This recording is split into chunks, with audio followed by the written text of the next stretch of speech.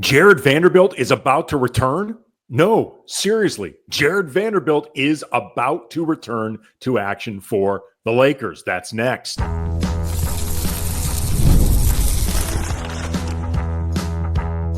You are Locked On Lakers, your daily Los Angeles Lakers podcast, part of the Locked On Podcast Network, your team every day.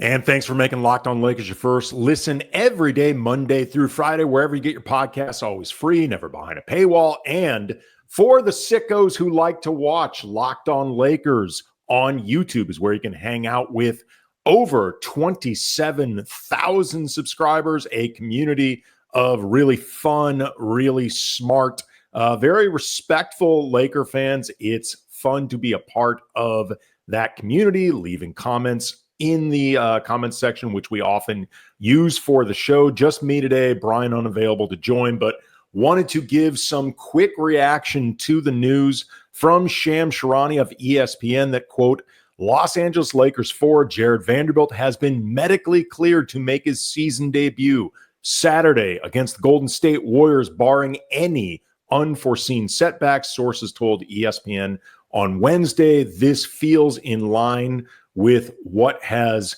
seemed like an incremental but steady and, as I often point out, specific details with the return of Jared Vanderbilt to the court. He has been seen more frequently working out. He has been doing assignments with the South Bay Lakers, just getting more on-court reps, had been working out with the coaches, all of that stuff. And it has felt like this return has been imminent, if still very cautious. And my optimistic take on a lot of this, even as the process has often seemed for a while torturous and fuzzy, and certainly when it comes to the double foot surgery, that that little detail, that little nugget was dropped in our laps a couple days before media day. You know, no big deal. Jared Vanderbilt underwent off-season foot surgery. We've been through all this before. But the upside is it finally feels like Vando is about to take the court this Saturday. Obviously a big deal for the Lakers in terms of the defensive impact and versatility that Vando can offer, the uptick in rebounding. Jared Vanderbilt, I would argue, is pound for pound the best rebounder on this team. If you want to do it in terms of pure volume, he is, other than Anthony Davis and maybe LeBron, I think on a per minutes basis, most effective rebounder on this team. In particular, he can provide help on the offensive glass, where the Lakers have been one of the worst rebounding teams in the entire league this season. The offensive glass, the Lakers creating second chance opportunities for themselves. They have been really bad on that end of the floor, that particular skill set all season. So Vando's ability to help along those lines will be desperately needed. I think also just the general energy and edge that Vando plays with, another factor that this team has been lacking all season. It's something that I think in part the Lakers were looking for when they traded D'Angelo Russell for Dorian Finney-Smith in the first place. So these are all areas that Vando can definitely help. I think it should be expected. JJ Redick has said there will be a minutes limit. If I had to ballpark it, and this is purely me guessing, but I think making an educated guess based on how we've seen other guys come back from injury, including Jared Vanderbilt last season, it'll probably be 12 to 15, maybe 17, 18 minutes max to begin, 2 or 3 shifts a game. But that is obviously going to be very helpful for the Lakers. I imagine that Vanderbilt, unless he really gets up to speed really quickly, will be somebody playing off the bench heading into the season. Before realized that Jared Vanderbilt was recovering from that offseason double foot surgery. I had talked a lot about wanting to see Jared Vanderbilt starting at small forward as opposed to Rui Hachimura, because beyond the fact that I think you can arguably get more offensive utility from Rui, and I still believe that, coming off the bench at the time with Austin Reeves and D'Angelo Russell. I think Vando would have offered more defensive utility and versatility, optionality, and frankly, ways to cover for the fact that then D'Lo and Austin Reeves were at their best defensive neutrals, at their worst / most realistic defensive liabilities.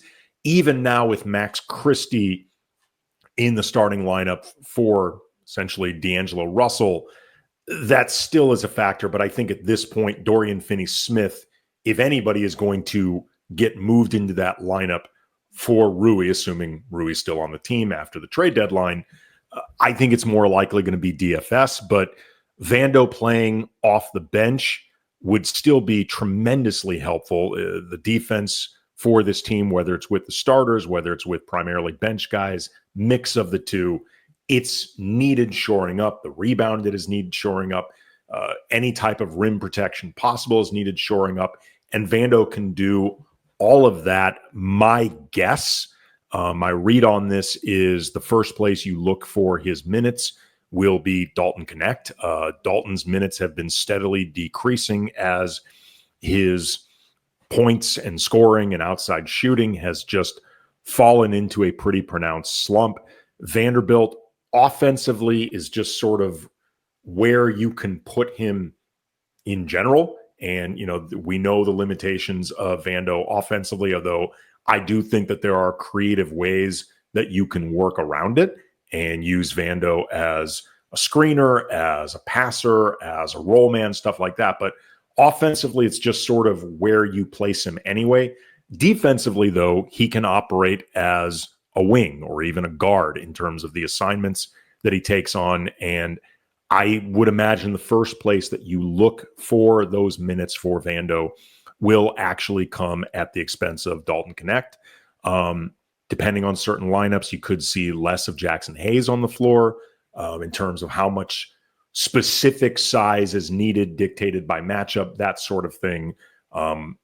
Every indication I've gotten is that all things being equal, JJ Redick prefers to go smaller, if not necessarily small. And there are, as I like to call it, medium ball. And there are ways that you can go without a backup center without being a tiny group. And Vando is the key to making that viable. We're going to get more into the impact of Jared Vanderbilt's return in the show coming up with Brian for Thursday, the full episode, but wanted to lay out my initial thoughts on this and just my general excitement that they will get Vando back, because if nothing else, the waiting has been interminable. And if I'm glad to not have to talk, hopefully, fingers crossed, about Jared Vanderbilt and his availability anymore moving forward. For more coverage, obviously, make sure you're watching Locked On Lakers on YouTube, listening on the podcast, the audio portion. We will be back with a full show. But before we go, I want to make sure that everyone knows that Locked On Lakers is brought to you by Game Time. I love going to live events, whether it's sports, music, theater, comedy. One of the best memories I had in 2024 was going to Hamilton on Broadway last spring with my family. My daughter got to meet everyone in the cast after the show. They were all really nice, let her take selfies with her. The show itself was really, really great. So that was an awesome time. And Game Time makes it easier to get tickets for events like Hamilton. The Game Time Picks feature filters out the fluff. So you just see incredible deals on great seats. You don't waste your time searching through thousands of tickets when all you want is the seats that you're looking for. And the all-in pricing on the app shows the total cost up front, so there's no surprise fees at the checkout. Take the guesswork out of buying tickets with Game Time. Download the Game Time app. Create an account. Use the code LOCKEDONNBA for $20 off your first purchase. Terms apply. Again, create an account. Redeem the code LOCKEDONNBA, LOCKEDONNBA for $20 off. Download Game Time today. What time is it? Game Time. We will see everyone later.